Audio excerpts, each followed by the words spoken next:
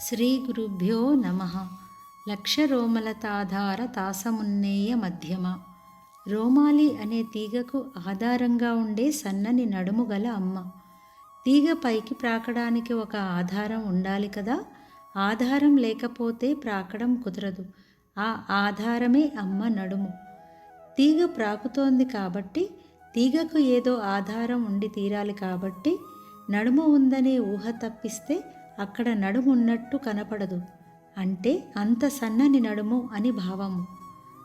సన్నని నడుము అంటే మిక్కిలి సూక్ష్మమైనదని, ఈ భౌతిక నేత్రాలకు కనపడదని, మాయాతీతమైనదని అర్థం. కనబడుతున్న సృష్టికి కనపడని సూక్ష్మ సృష్టి ఆధారంగా ఉన్నట్టు స్థూల లోకముల వెనుక గల సూక్ష్మలోకములు అగుపడనివి. ఆ అగుపడనిదదే, అగుపడే ఈ సృష్టికి ఆధారం. అమ్మ నడుము పై భాగమంతా అదృశ్యము, దివ్యము, అమృతమయమైన లోకాలు. నడుము క్రింది భాగం నుండి కంటికి కనపడే లోకాలు. సూక్ష్మ బుద్ధికే ఈ సూక్ష్మలోకాలు తెలియబడతాయి అని చెప్పడానికే సూక్ష్మమైన నూనూగు రోమముల తీగకు ఆధారంగా నడుము ఉందని చెప్పడం. తెలిసిన దాని నుండి తెలియని దానికి ప్రయత్నించడం అన్నమాట.